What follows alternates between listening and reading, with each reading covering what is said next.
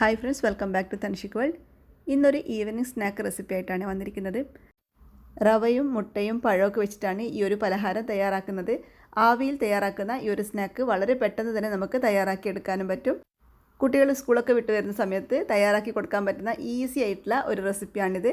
അപ്പോൾ നമുക്ക് എങ്ങനെയാണ് ഈ ഒരു സ്നാക്ക് തയ്യാറാക്കുന്നതെന്ന് കണ്ടു നോക്കാം. വീഡിയോ കണ്ട് ഇഷ്ടപ്പെട്ടാൽ ലൈക്ക് ചെയ്യാനും ഷെയർ ചെയ്യാനും സബ്സ്ക്രൈബ് ചെയ്യാനും ആരും മറക്കരുത്. ഇതിനായിട്ട് ആദ്യം തന്നെ 2 മുട്ട ഒരു ബൗളിലോട്ട് ചേർത്ത് കൊടുക്കുന്നുണ്ട്. ഇത് റൂം ടെമ്പറേച്ചറിലുള്ള മുട്ടയാണ്. ഫ്രിഡ്ജിൽ നിന്ന് ഡയറക്റ്റ് എടുത്തപാടെ യൂസ് ചെയ്യരുത്. ഇനി ഇത് നല്ലതുപോലെ ഒന്ന് ബീറ്റ് ചെയ്തെടുക്കാം.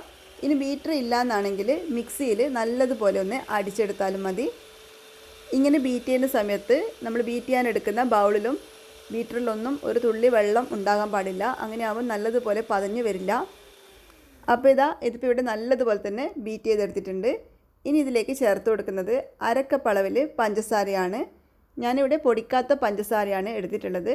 അതിനുശേഷം ഇതിലേക്ക് 1/4 കപ്പ് ഓയിൽ ചേർത്ത് കൊടുക്കാം. സൺഫ്ലവർ ഓയിലാണ് ചേർത്ത് കൊടുത്തിട്ടുള്ളത്. ഓയിലിന് പകരം ബട്ടർ ചേർത്ത് കൊടുക്കാവുന്നതാണ്. മെൽറ്റ് ചെയ്തിട്ടുള്ള ബട്ടർ 1/4 കപ്പ് ചേർത്ത് കൊടുക്കാം. ഇനി ഇത് വീണ്ടും ഹൈ സ്പീഡിലിട്ടിട്ട് നല്ലതുപോലെ ഒന്നുകൂടി ബീറ്റ് ചെയ്തെടുക്കണം. നന്നായിട്ട് തന്നെ ഒന്ന് ബീറ്റ് ചെയ്തെടുക്കാം. അപ്പോൾ ഇതിപ്പോൾ ഇവിടെ നല്ലതുപോലെ ബീറ്റ് ചെയ്തെടുത്തിട്ടുണ്ട്. ഇനി ഇതിലേക്ക് 2 ഡ്രോപ്സ് യെല്ലോ ഫുഡ് കളർ ചേർത്ത് കൊടുക്കുന്നുണ്ട്. ഇത് തികച്ചും ഓപ്ഷണലാണ്.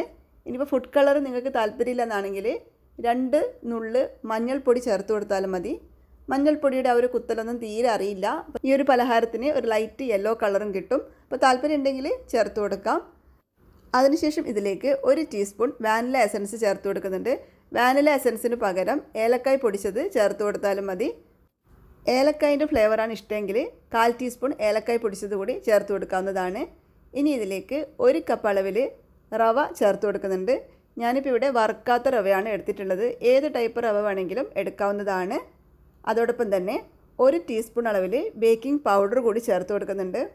ബേക്കിംഗ് പൗഡർ കൂടി ചേർത്ത് കൊടുക്കുകയാണെങ്കിൽ നമ്മുടെ ഈ ഒരു പലഹാരം നല്ല കേക്ക് പോലെ നല്ല സോഫ്റ്റായി കിട്ടും. ഇനി ഇതിലേക്ക് 1 നുള്ള് ഉപ്പ് കൂടി ചേർത്ത് കൊടുക്കുന്നുണ്ട്. അതിനുശേഷം ഞാനിത് ലോ സ്പീഡിലിട്ടിട്ട് ഒന്ന് ബീറ്റ് ചെയ്തെടുക്കുകയാണ്. 1-2 മിനിറ്റ് നേരത്തേക്ക് മാത്രം ഒന്ന് ബീറ്റ് ചെയ്തെടുത്താൽ മതി. ഇങ്ങനെ ബീറ്റ് ചെയ്തിട്ടില്ലെങ്കിൽ സാരമില്ല, ഒരു സ്പാച്ചിൽ യൂസ് ചെയ്തിട്ട് നല്ലതുപോലെ മിക്സ് ചെയ്തെടുത്താൽ മതി.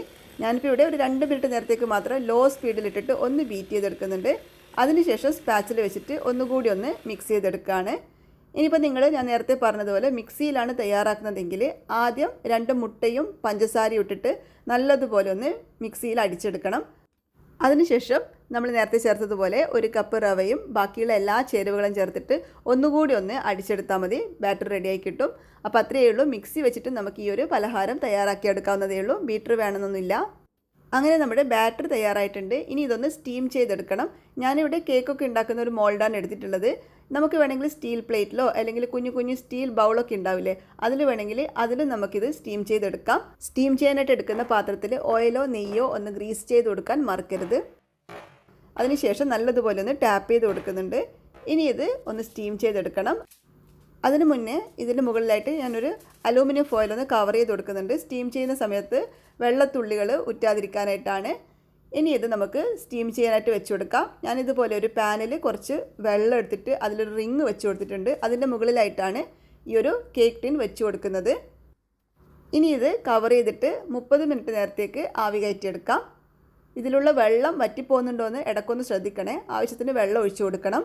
ഒരു 10 മിനിറ്റൊക്കെ ആകുമ്പോഴേക്കും ഞാനിതൊന്ന് ഓപ്പൺ ചെയ്തിട്ട് ഇതിൻ്റെ മുകളിലായിട്ട് നെയ്യിൽ വറുത്തെടുത്ത കുറച്ച് പഴത്തിൻ്റെ ചെറിയ പീസസ് ഇട്ട് കൊടുക്കുന്നുണ്ട്.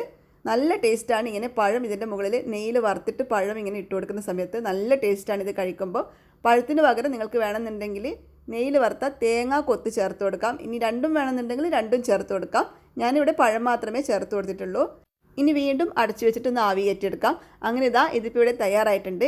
ഇതിൻ്റെ ചൂടൊക്കെ നല്ലതുപോലെ ഒന്ന് പോയതിന് ശേഷം ഞാനിതാ ഡിമോൾഡ് ചെയ്തെടുക്കുകയാണ്.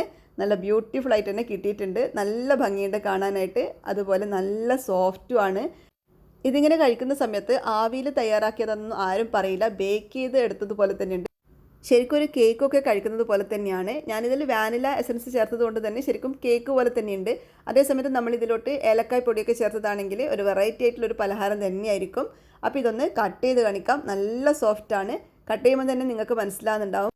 അങ്ങനെ ഒട്ടിപ്പിടിക്കൊന്നുമില്ല. നല്ലതുപോലെ വെന്ത് കിട്ടിയിട്ടുണ്ട്. നല്ല സോഫ്റ്റുമാണ്, അടിപൊളി രുചിയുമാണ്. എത്ര കഴിച്ചാലും മതിയായില്ല. ഒരു പ്രാവശ്യമെങ്കിലും നിങ്ങൾ തീർച്ചയായിട്ടും ഉണ്ടാക്കി നോക്കണം. വീണ്ടും വീണ്ടും ഉണ്ടാക്കും. അത്രയ്ക്ക് രുചിയാണ് ഇതിന്. കണ്ടല്ലോ, ഇതിൻ്റെ ടെക്സ്ചർ കണ്ടില്ലേ? നല്ല അടിപൊളി ടെക്സ്ചറിലാണ് കിട്ടിയിരിക്കുന്നത്. ആവിയിൽ തയ്യാറാക്കുന്നതൊന്നും പറയില്ല. അത്രയും നല്ല പെർഫെക്റ്റ് ആയിട്ട് നമുക്ക് കിട്ടിയിട്ടുണ്ട്. ഇതിങ്ങനെ കഴിക്കുന്ന സമയത്ത് നെയ്യിൽ വറുത്ത പഴം ഇങ്ങനെ കടിക്കാൻ കിട്ടുമ്പോൾ നല്ല ടേസ്റ്റാണ്. ഞാനിപ്പോൾ നെയ്യിൽ വറുത്തിട്ടുള്ള പഴം ഇതിൻ്റെ മുകളിൽ മാത്രമേ ഇട്ട് കൊടുത്തിട്ടുള്ളൂ. ഇനി നിങ്ങൾക്ക് വേണമെന്നുണ്ടെങ്കിൽ കുറച്ചുകൂടി പഴം നെയ്യിൽ വറുത്തത് ഇതിൻ്റെ ബാറ്റർ തയ്യാറാക്കുന്ന സമയത്ത് അതിൽ മിക്സ് ചെയ്ത് കൊടുത്താലും മതി. ഞാനിപ്പോൾ മുകളിൽ മാത്രം ഇട്ടിട്ട് ഒന്നിങ്ങനെ ഡെക്കറേറ്റ് ചെയ്തതുപോലെ ചെയ്തതേ ഉള്ളൂ. തേങ്ങാക്കൊത്തൊക്കെ ഇടുന്നതിനേക്കാളും നല്ലത് പഴം തന്നെ ഇട്ട് കൊടുക്കുന്നതായിരിക്കും. നല്ല രുചിയാണ്. കുട്ടികൾക്കൊക്കെ തീർച്ചയായിട്ടും ഇഷ്ടപ്പെടും. അവർ വീണ്ടും വീണ്ടും ഉണ്ടാക്കി തരാൻ വേണ്ടി പറയും. അത്രയ്ക്കും അടിപൊളി രുചിയാണ്. അപ്പോൾ ഈ ഒരു വീഡിയോ നിങ്ങൾക്ക് ഇഷ്ടപ്പെട്ടിട്ടുണ്ടെങ്കിൽ ഫ്രണ്ട്സിനും ഫാമിലിക്കൊക്കെ ഒന്ന് ഷെയർ ചെയ്ത് കൊടുക്കണേ. അതുപോലെ ചാനൽ സബ്സ്ക്രൈബ് ചെയ്യാത്തവരാണെങ്കിൽ ചാനൽ സബ്സ്ക്രൈബ് ചെയ്ത് സപ്പോർട്ട് ചെയ്യാനും മറക്കരുത്.